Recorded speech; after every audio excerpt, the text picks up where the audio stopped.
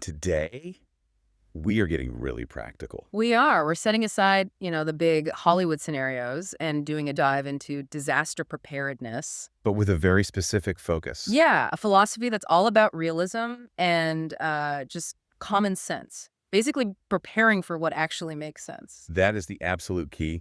Our source material today is this fantastic Disaster Preparedness Handbook. And what I love about it, what really sets it apart, is that it's grounded in this philosophy of action, of discipline. And the introduction really sets that tone. It does. It features this endorsement from Curtis A. Bradley, who has just this remarkable background. Right. He's been a Marine, a police officer, a father, a priest. And this is the crucial part for understanding the approach. He holds the title of Shichidan. A 7th degree black belt. Exactly. Okay, so Shichidan, that's a serious rank in Japanese martial arts. It's 7th degree. But, why frame preparedness this way? What does being a martial arts master have to do with stocking up on canned goods? It connects directly to the core philosophy he lays out. Yeah. You don't get a rank like that without decades of absolute discipline, Right. of forward planning, and the ability to execute these really focused actions under extreme stress. So it's a mindset. It's a mindset. And Bradley distills all that life experience down to 3 fundamental necessities for survival. And they really mirror that martial discipline. It's knowledge, preparation, and determination. The antithesis of panicked reaction. Exactly. I really appreciate that focus. It suggests that survival isn't, primarily about the stuff you own. It's about the mental framework you bring to the table. Right. And our mission today is really to extract that actionable knowledge and specifically focus on how the author prioritizes our needs based on likelihood, not just the sensational stuff. No zombies. And thankfully, it's also not about surviving a catastrophic shipwreck by, learning how to roast iguanas. Or living on coconuts. Exactly. Yeah. We are actively avoiding that kind of sensationalized, low-probability survival fantasy that you see everywhere in pop culture. Which I think forces us to address the real philosophical hurdle that the book puts right at the beginning, which is, why bother preparing at all? In our stable, modern world, there's this huge internal voice that says preparation is unnecessary. Of course. If I spend my time, my money, my energy on preparing for something, I'm taking that away from my current life. Why invest in the unknowns when I should be focused on the knowns? That argument that preparation is pointless, it's really powerful because it's convenient. It's easy. It is. But the pragmatic approach in this book, it counters that by just highlighting the statistical reality that disruption, even minor disruption, is pretty much inevitable. Right. Now, they acknowledge that there are hardcore preppers out there who are ready for Armageddon, and they might find these recommendations a little too modest. A little light. A little late, yeah. But the source's motto just simplifies the entire process down to this: prepare for what makes sense. And that distinction, that changes everything. It means we accept that the world is, highly unlikely to end tomorrow. Right. It's not the apocalypse we're planning for. No. And even if some cataclysm did happen, a personal stockpile might not guarantee survival through a total breakdown anyway. So instead of paralyzing ourselves with the absolute worst-case scenario, we focus our finite energy and resources on challenges we're actually likely to face. Like what? Like, harsh local weather, a prolonged power outage, maybe a period of job loss or income interruption, or just being stranded on the road unexpectedly. The things that really happen. The things that really happen. So to create a plan that actually addresses those likely disruptions, the sources give us this really useful taxonomy. They define 5 broad categories of disaster. Okay, what are they? Natural, pandemic, man-made, war, terrorism, crime, and personal. That's a solid framework, a good way to organize your thoughts. But this is where the source gives its most crucial insight. It argues that the cause of the disaster, whether it's a hurricane, which is natural, or an attack on the power grid, which is man-made, is often less important than the common impacts they produce. Exactly. This is the key. You don't need 50 different plans for 50 different causes. Right. You just need one comprehensive plan that addresses the universal impacts. Things like loss of electricity, water contamination, food shortages, not being able to communicate, or maybe needing to evacuate for a short time. So the preparation is impact-driven, not cause-driven. Let's look at the natural category first. The source talks about what it calls the four horsemen of destruction. The big ones: earthquakes, tsunamis, hurricanes, and floods. The big ones. Yeah. But it also reminds us that less dramatic events like a regional heat wave or sustained drought or a really severe winter freeze also cause just immense suffering and infrastructure failure. Absolutely. And then under pandemic, the challenge is pretty consistent. It's isolation and having limited access to critical medical care and supplies. Right. I mean, historically, we've dealt with threats from H1N1, swine flu, and SARS to Ebola and avian flu. The specific virus changes, but the societal response, It's always the same. Quarantine, disruption of services. the same. So our plan just needs to account for that imposed isolation. And to help keep all of this realistic, the source suggests using this quick rating system for events. Let's take an example. Say your community gets hit by a massive winter ice storm. Power is out for 4 days, roads are impassable, but water service and propane deliveries are, mostly functional. And a few stores manage to stay open for limited hours. Right. So using their simplified rating scale, that would be roughly a 1-1-1 event. A mild disaster, limited duration, focused impact. Exactly.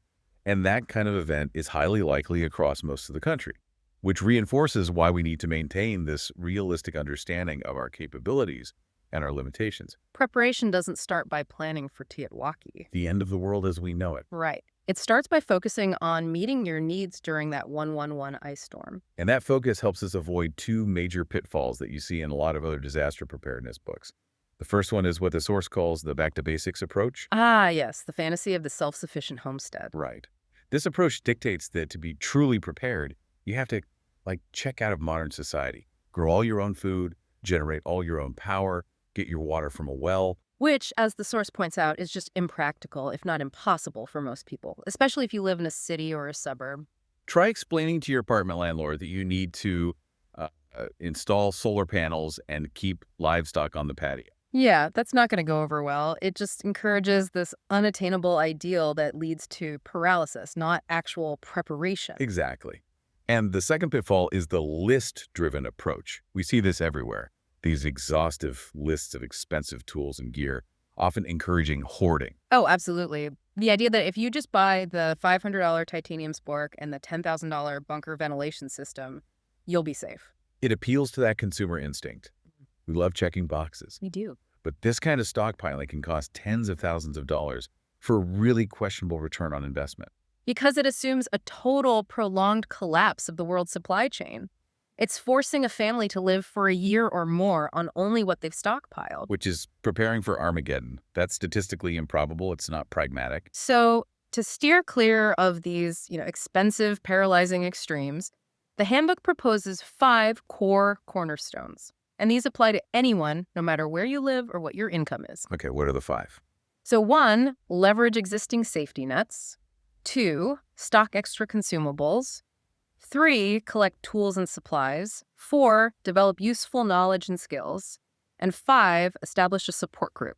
And of those 5, the author argues that 1 is far and away the most important. And it's the one most often neglected. Developing useful knowledge and skills. Exactly. I mean, think about it. Many of us have plenty of stuff, a full toolkit, a pantry, cell phones. Sure.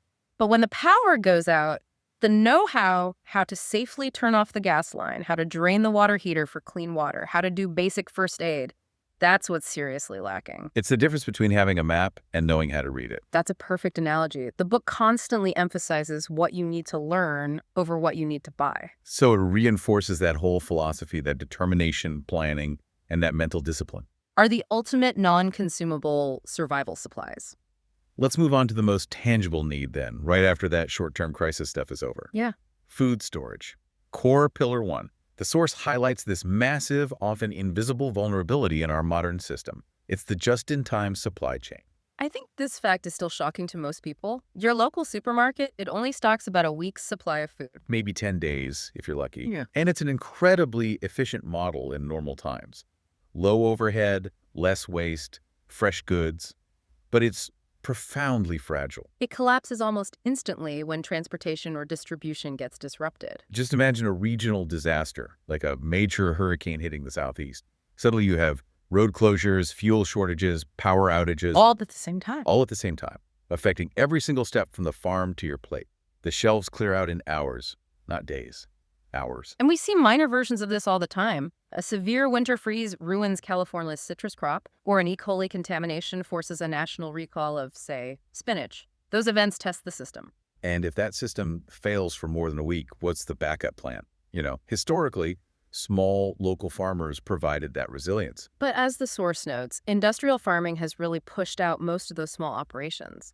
So we have very few local emergency food sources to step in when the national trucking system just grinds to a halt. And that vulnerability, it leads to a pretty logical conclusion. The only way to be truly prepared for a long-term disruption is to have a self-replenishing food source. Meaning a farm, a garden, livestock. Which, as we've said, is impractical for the vast majority of people. Right. So the book challenges this idea that you need to stockpile massive quantities for indefinite survival. Instead, the recommendation is for a modest food storage plan. A reasonable buffer designed to meet your needs during the most likely disruptions. Like that 111 ice storm we talked about. Exactly. This usually means you're aiming for, say, 2 to 4 weeks of supplies focused on the basics. And maintenance is crucial here. If you buy a bunch of survival food and it just sits in the back of your pantry for 5 years, it's either going to expire or you're going to forget you even have it. So rotation is the key. The source suggests keeping a rotating list, maybe just taped to the inside of your pantry door. So as you use an item, say a can of beans, you update the quantity needed on your list for your next grocery run. Right. And that turns your stockpile into your actual pantry, not some forgotten bunker supply. And the advice is flexible. You don't have to be rigid about the brand or even the type of food. You can vary substitutions. If you run out of canned peaches, maybe you replace them with raisins on your list. But you always have to stay true to your general dietary and caloric goals. Which brings us to the nutritional guidance. The advice is really simple. Stick to the new USDA food pyramid, the one from 2005. And the number one mistake people make is buying these expensive food oddities, thinking they need specialized survival rations they've never eaten before. Right. Just stock what your family eats and enjoys now. Stress is going to be high enough during a crisis without forcing unfamiliar food on picky eaters. Let's break down those categories from a storage perspective. So, the foundation is grains, breads, cereals, rice. And the guidance here is critical. At least half of your grains should be whole grains. Why is that? Well, white flour and white rice are shelf-stable, sure. But whole grains have more fiber and nutrients. They provide longer-lasting energy and better digestive health, which is really important during stress. Okay, that makes sense. What about fruits and vegetables? Nutritionists always say to eat a variety of colors and textures for a diverse intake of vitamins. And for disaster prep, the good news is that fresh, frozen, canned, and dried are all viable options. Canned vegetables can be high in sodium, though. They can be, but they offer years of shelf stability. Dried fruits are lightweight and calorie-dense. The source even suggests using your prep time as an opportunity to introduce some new shelf-stable fruits and veggies you might normally pass by. On proteins, the guidance is pretty clear. Lean meats, fish, poultry without the skin. And a strong warning to avoid processed meats. Because of the high sodium and, as the source puts it, the miscellaneous animal parts. Exactly. For non-perishable storage, things like canned fish tuna, salmon and dried beans and lentils are excellent options. And finally, oils. These are just fats that are liquid at room temperature.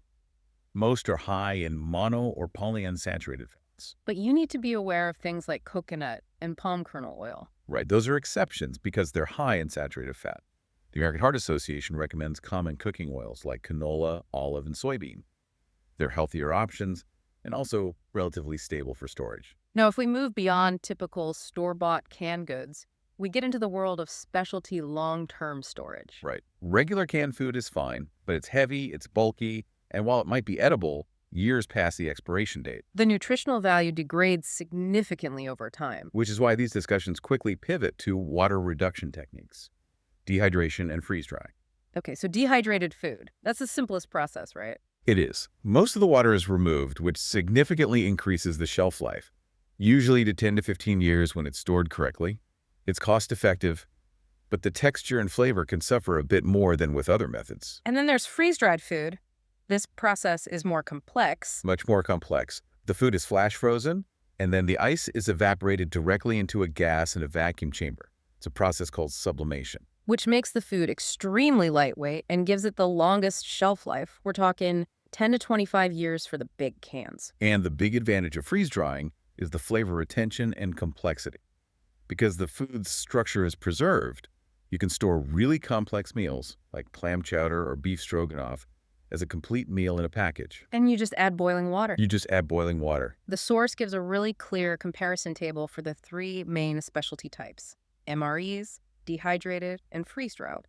MREs, the meals ready to eat, they're incredibly convenient. They require no water, but they have the shortest shelf life and they are expensive.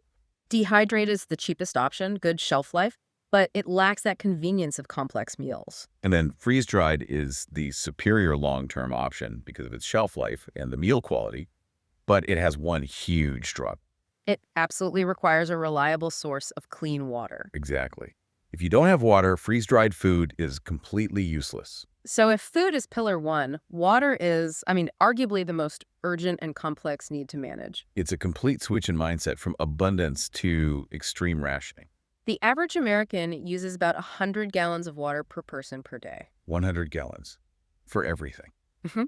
Drinking, showering, flushing, laundry, sprinklers. That high usage, it creates this massive psychological barrier when you face the emergency reality. Because you are not going to be using 100 gallons a day. A family has to be prepared to live on just 5 gallons per person per day. 5 gallons? And that 5 gallons is divided even further. 2 gallons have to be potable for drinking and cooking, and the other 3 gallons have to cover all your non-potable needs. Sanitation, washing dishes, a little bit of cleaning. Minimal cleaning, yeah. Okay, let's just stop right there. I want to calculate this out because the number is just staggering. Go for it. If you're a family of 5 and you need to survive for just 14 days, 2 weeks. the preparation requirement is 140 gallons of potable water plus 210 gallons of non-potable water For a total of 350 gallons of stored water. How does the average person living in a suburban or urban home even store 350 gallons of water? You'd have to turn your garage into a reservoir. That's the reality check this dive is meant to deliver. It requires serious planning, dedicated drums, large bladders, or utilizing existing systems. And if you're going to store water in that volume, you have to treat it correctly. Absolutely. The first step is container sanitation. What's the protocol for cleaning those storage containers? You have to use a bleach solution. It's 1 tablespoon of unscented liquid household bleach mixed into 1 gallon of water. Okay. You pour it in, rub it around, make sure it contacts all the threads, let it sit for 10 minutes, and then rinse it out thoroughly. And for the water itself? Once the container is clean, the pre-treatment rule for the water is simple. 4 drops of unscented household bleach per gallon. Moving beyond stored water, we need purification methods for when you have to source water from outside your home. Right. And this requires understanding the enemy, the pathogen sizes. What are we dealing with? Protozoa, like Giardia and Cryptosporidium, they're relatively large. Bacteria, like E. coli and Salmonella, are smaller. They require a filter size of about 0.2 to 0.4 microns. But the real challenge is viruses. The real challenge is viruses. Things like hepatitis A or poliovirus. They're tiny. Too small for most conventional filters to reliably remove. So we have 3 general categories of filtration, right? Point of entry, which is the whole house. Point of use, which is a single tap. And then portable units. And the handbook prefers one method over all the others for general disaster use. Which is? The EPA-certified purifier. It's specifically favored over distillation or reverse osmosis. Why is that? The preference is purely pragmatic. The purifier doesn't require electricity like distillation does, and it doesn't waste water like reverse osmosis. That's a huge point. Reverse osmosis systems often waste 2 or 3 gallons of water for every 1 gallon of clean water they produce. Which is completely unacceptable during a water scarcity crisis. So we're looking for gravity-fed or pump-driven systems that are highly efficient. Exactly. And the source specifically notes a couple of exceptions that are independently certified to filter viruses without needing chemicals. Okay. The General Ecology Seagull 3 series, which is for sink mounting, and the portable General Ecology First Need. They cost more, but they provide that critical assurance against the smallest, most dangerous pathogens. If your stored supply runs low, where are the easiest, safest sources of water inside a home? The first and best resource is your hot water heater. It's an excellent source of potable water. It often holds 40, 60, even 75 gallons. But you have to know how to drain it. You must practice the 5-step draining process beforehand. It usually involves turning off the gas or electric to the heater, shutting off the cold water inlet, Opening a hot water tap in the house. attaching a hose to the drain spigot, and draining the heater into buckets. If you wait for the crisis, you might not know where the tool is or how to do it safely. The water pipes themselves can also yield a small amount. The author said he got just over 2 gallons from the pipes in his 2-story home. And every gallon counts when you're rationing 5 per day. And, of course, the toilet tank. Right. Not the bowl, but the clean water held in the tank. That can yield between 2 to 7 gallons of non-potable water per toilet. But the warning here is very clear. Sources like a waterbed or a swimming pool, Should only be considered for non-potable needs, slushing, cleaning. they have too high risk of chemical additives, chlorine, bromine, algicides, and organic contaminants to be safely used for drinking, even after basic purification. For advanced collection outside, rainwater is the most effective. Using your home's existing roof, gutters, and downspouts over a large area will get you a significant amount of water surprisingly quickly. The source also mentions a less effective emergency option: hanging wet bed sheets outside to soak up rain and then bringing the water out. And finally, we have to discuss solar stills. They rely on distillation, heating the ground, causing moisture to evaporate and condense into pure, drinkable water. The big theoretical advantage is that this method can purify pretty much anything: plant matter, seawater, even urine. But the warning in the text is worth repeating verbatim. If you think solar stills are easy to make work, you've never built one. So they're not as simple as they look. They are highly difficult to make effective. They require materials, plastic sheeting, a collection vessel, and a lot of energy to set up correctly. They're extremely prone to failure, from something as simple as wind disturbing the plastic or an improper collection angle or leakage. Don't rely on it. Shifting to hygiene, this is something that's often overlooked until it's way too late. When infrastructure fails, sanitation breaks down. And maintaining good personal hygiene becomes a matter of life or death, especially for preventing the spread of fecal-oral pathogens. That's right. Contamination from even tiny amounts of fecal matter can lead to serious infections like salmonellosis and E. coli, which, when medical access is limited, can be fatal. So the cornerstone is just hand washing. A thorough 20-second scrub with soap and water. If you can, air dry or use disposable towels, and use that towel to turn off the faucet to avoid recontaminating your hands. Hand sanitizers with 60% or more alcohol are a valuable alternative when water is scarce. But there's a critical distinction to make. They kill pathogens, but they do not remove dirt, blood, or physical waste. If your hands are visibly soiled, you need water and soap. When city water pressure is cut off, using your toilet requires conservation. The easy mnemonic to remember the rationing rule is, if it's yellow, let it mellow. If it's brown, flush it down. And you can force a flush in 2 ways. You can pour water into the back of the tank and flush normally, or you can pour at least a gallon of water directly into the toilet bowl very quickly. That volume and velocity creates a partial vacuum, which pulls the waste down the pipe. Let's transition to core pillar 3, shelter and power. The wilderness survival order is always shelter, water, then food. And in general disaster prep, your home, your apartment, your house is your superior shelter. The rule is to stay put unless the authorities force you to evacuate. Right. And the source outlines 3 steps for preparing your existing shelter. First, assess the protection it provides, the construction, the geography, the distance from threats. Second, make improvements, which is home hardening. And third, safeguard against loss or damage, which is insurance and documentation. Let's focus on that hardening aspect, especially against intruders. We have to adopt the hard target concept. We have to accept the fact that desperation, stress, and scarcity can drive otherwise law-abiding people to desperate, even violent actions during a long crisis. If people know you have a stockpile, you become a target. The 30-day challenge thought experiment from the book is fantastic for refocusing priorities on this. It is.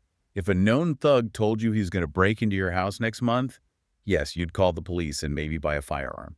But your primary immediate action would be hardening the home. And that hardening focuses on the biggest vulnerability.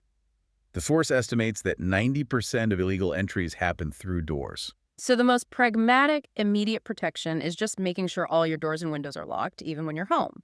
Reinforcing door frames, upgrading strike plates with 3-inch screws that go into the studs, installing solid core doors. All critical steps that deter casual attempts. And regarding locks, some simple rules apply.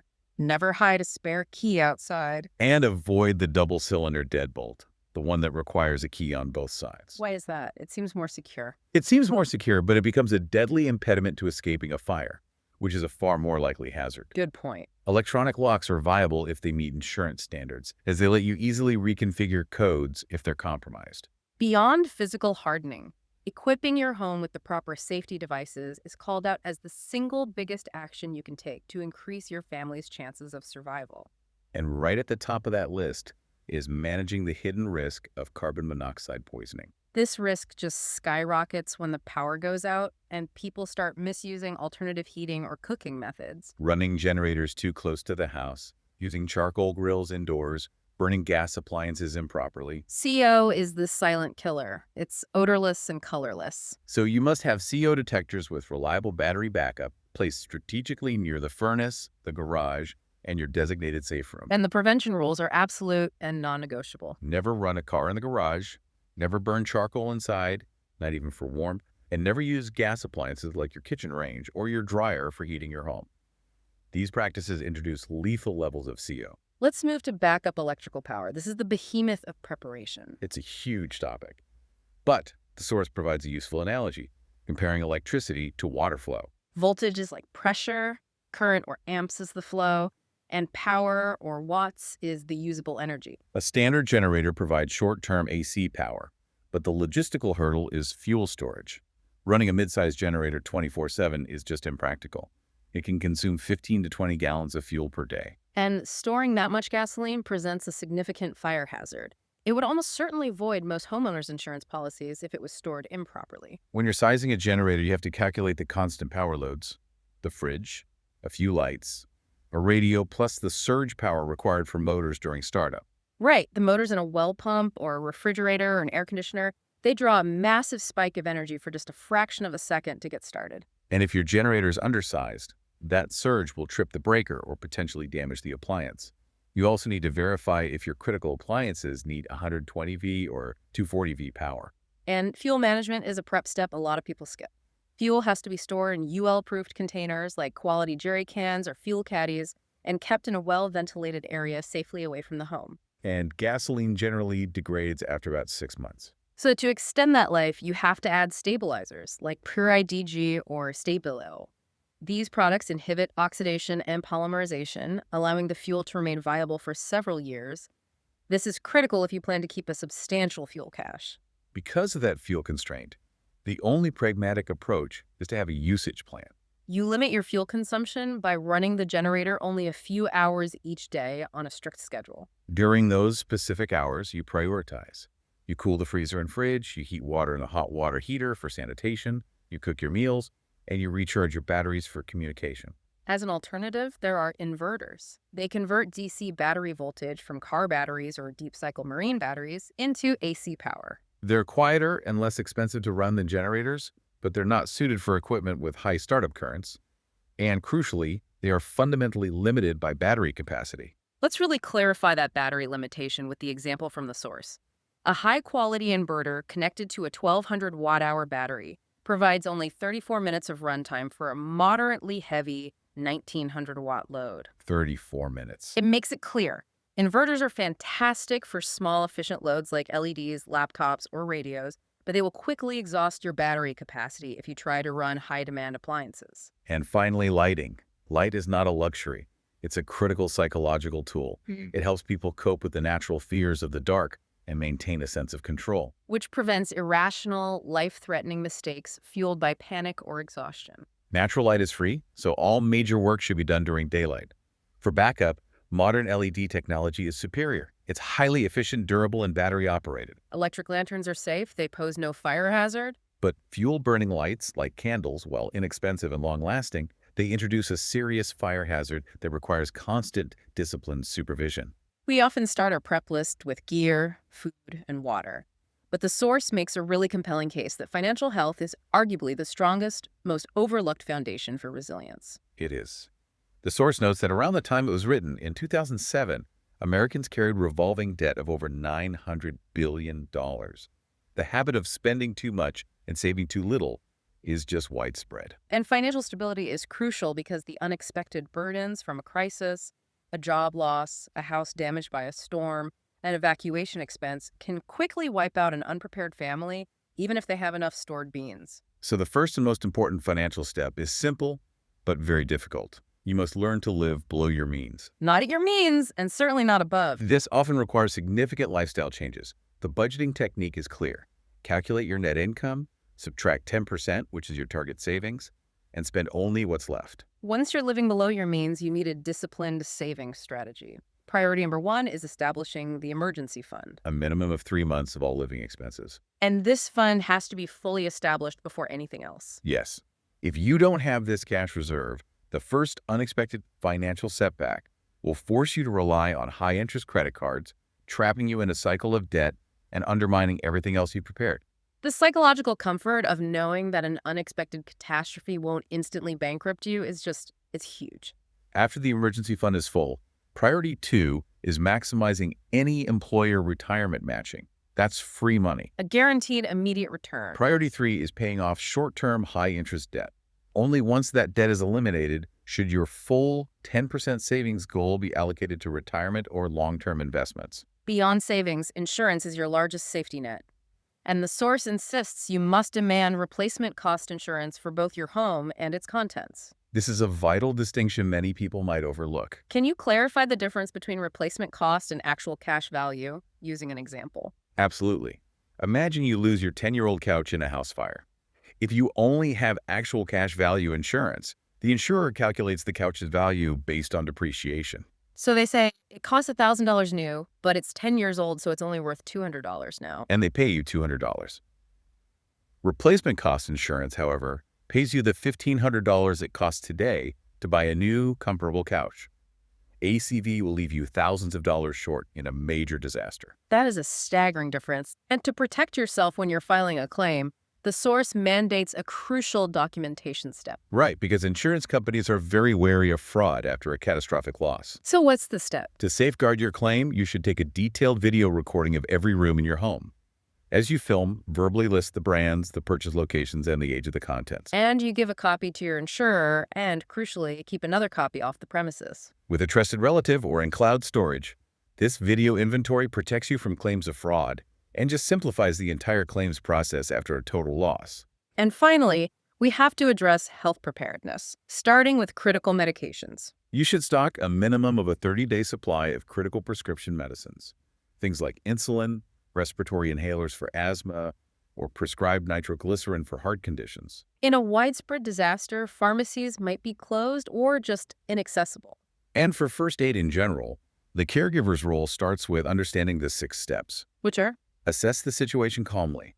Ensure you don't add danger to yourself or the victim. Prevent cross-contamination. Provide comfort. And most importantly, administer life-saving treatment first. So that means stopping severe bleeding, clearing the airway, performing CPR if it's necessary. Exactly. The source also provides very specific medical protocols. For minor burns, like a first or small second-degree burn, the treatment is cool running water or saline solution. Not ice, not butter. And in terms of pain relief, be hyper-aware of acetaminophen overdose warnings. It can lead to liver failure and death, and it's often hidden in other non-prescription combination medicines. And in the event of a suspected heart attack. If the patient has no aspirin allergy, have them chew 1 regular-strength aspirin tablet immediately. It thins the blood. If they have prescribed nitroglycerin, administer it as directed. And if they lose consciousness and stop breathing, immediate CPR is required while you seek professional help. Okay, let's turn our focus to airborne threats. This is a category that often feels unlikely, but it's definitely possible. A chemical plant accident, volcanic ash, large-scale wildland fires, or even a deliberate biological or chemical attack. These events require immediate short-term protection. And the key strategy here is sheltering in place. This is a short-term strategy designed to protect against radiological, biological, and chemical threats that will diminish relatively quickly. It involves retreating immediately to a safe internal room with minimal windows and then sealing the doors and windows. How do you effectively seal a room? It sounds like something from a movie, but what does the source actually recommend? You need heavy plastic sheeting, like a 6mm painter's drop cloth, and durable duct tape. You cut the sheeting to fit over the door frame and window frames, making sure it overlaps. You tape all the seams, the electrical outlets, the vents, and the gap around the door with multiple layers of tape to make an airtight seal. It's uncomfortable, but it's necessary to block the immediate ingress of contaminants. And to actively purify the air within that safe room, A portable HEPA purifier is the recommended device. It's fascinating that the source mentions HEPA filters were originally designed during the Manhattan Project to prevent the spread of airborne radioactive particles. That history really speaks to their effectiveness. HEPA filters remove 99.97% of the most penetrating particle sizes, which makes them incredibly effective against bacteria and viruses. But HEPA filters alone don't remove chemicals or gases. Right, so they're typically combined with activated carbon filters for broader protection against volatile organic compounds, or VOCs, and chemical plumes. On the specific topic of radiological threats, two specific medications are often mentioned, but they serve different purposes. That is critical to understand. Potassium iodide, Ki, is taken as a preventive measure before or immediately after contamination. It saturates the thyroid gland with non-radioactive iodine, blocking the absorption of harmful radioactive iodine-131, and it doesn't require a doctor's prescription. By contrast, Prussian blue, which is sold as radiogardase, is taken as a treatment after contamination. It functions by binding to radioactive cesium-137 or thallium in the gastrointestinal tract, speeding up the body's excretion of the radioactive material. And it requires a doctor's prescription. It is not a prophylactic measure. When commercial communication services fail, or if the grid is down, you need independent tools to gather and share information. The first essential tool is a NOAA weather radio. This is so critical because it offers all hazards capability. It provides vital information not just for floods and tornadoes, but also for technological emergencies like Amber Alerts, chemical releases, or severe civil emergencies. And it must have battery backup and the alert functionality programmed to your local area. Scanners also play a vital role, allowing you to listen directly to emergency service broadcasts. Police, fire, rescue. But selecting the right scanner is complex because local services are constantly changing their technology. They're often migrating from basic analog systems to more expensive and secure digital trunked systems. So if you buy a cheap analog scanner, it will be useless if your local fire department has moved to a digital trunk system. Preparation here means knowing exactly what system your local agencies are using before you invest. For simpler communication, a hand-cranked AM/FM or shortwave radio is a must for basic information gathering. And walkie-talkies and CB radios are inexpensive, but their limitation has to be acknowledged. They are short-range, line-of-sight devices. Do not trust the exaggerated mileage claims printed on the box. Their utility is localized to your neighborhood or your DP network. Finally, let's discuss safety and the importance of community. Violent threats fall into a few categories: desperate good people, career criminals, and terrorists. And the most insidious and likely threat, as the source points out, may come from your desperate neighbors. This is a psychological reality of scarcity. Desperation can drive otherwise good, law-abiding people to violence if they believe you are hoarding vital resources while their children are starving. They might even rationalize that you have a duty to provide for them. So the best way to avoid this confrontation is simple. Be discreet about your stockpiles. Don't broadcast the fact that you have a year's worth of food stored up. If you operate on a low-profile basis, you're less likely to be viewed as a target for opportunistic violence. And this reinforces the importance of the fifth cornerstone, establishing a disaster preparedness network. At its core, this is a mini community, 3 or 4 trusted families that shares goods, services, and information. It reverses that modern "I'll leave you alone if you leave me alone" trend that dominates urban life. When law enforcement is slow or unable to respond during a widespread disaster, neighborhood militias sometimes form to protect against looters. A DP network provides a more organized, proactive, and cooperative alternative. One person knows first aid, another knows electrical repair, another has stored water capacity. You leverage collective assets rather than isolated hoarding. The source also touches on the sensitive subject of self-defense and firearms through the concept of the Rule of 43. And this is used not to advocate for or against gun ownership, but to illustrate how data interpretation often favors the reviewer's agenda, regardless of the raw facts. Let's use a concrete, neutral illustration to unpack this. Imagine a hypothetical scenario where 100 defensive gun uses occurred in a year. An anti-gun advocacy group might emphasize that 4 times as many innocent people were killed by accidental gun deaths than intruders were killed by the homeowner. They focus on the tragedy and the risk. Conversely, a pro-gun group would highlight the preventative effect, arguing that those guns reduce the total number of murders caused by intruders by 90% by deterring or stopping violence. They focus on the protective benefits. And the takeaway for you is that gun ownership is a deeply personal family decision. It requires careful consideration of much more than simple statistics, as data interpretation often obscures the full reality of either the risk or the benefit. You have to look at the source data and the interpretation with a critical eye. To quickly summarize what we've covered, we focused intensely on pragmatic preparedness. We shifted completely away from the apocalypse mindset and concentrated on likely impacts and manageable disruptions. And we established that the most important cornerstone is know-how and skills. Yeah, That mental discipline and not just expensive hoarding. right. And we broke down the core pillars, developing a modest, rotating food stockpile based on realistic nutritional needs. Tackling the staggering logistics of water management, requiring preparation for a 5-gallon per person per day rationing reality. And hardening the home against both natural events and desperate intruders. And crucially, we underscored the foundational importance of financial health, especially having that 3-month emergency fund fully established and ensuring you have replacement cost insurance with a video inventory. Financial stability is the economic shield that protects you from turning a physical disaster into total ruin. This return to realism and practicality is really the essence of effective preparedness. But as we wrap up, I want to smooth the transition into a final thought that the source covers. It's a factor that often gets completely sidelined when we talk about water, food, and security. And that is, Sleep. it sounds like a luxury, doesn't it? Something you can sacrifice in a crisis. It does. But the source explicitly warns that a lack of sleep will affect you emotionally, physically, and mentally. It leads to lapses in judgment that can be just as deadly as food or water shortages. So you can have all the resources, but if you're too exhausted to make rational decisions, you'll make a critical, potentially life-ending mistake. That is a powerful cautionary note. Survival isn't just about physical resources.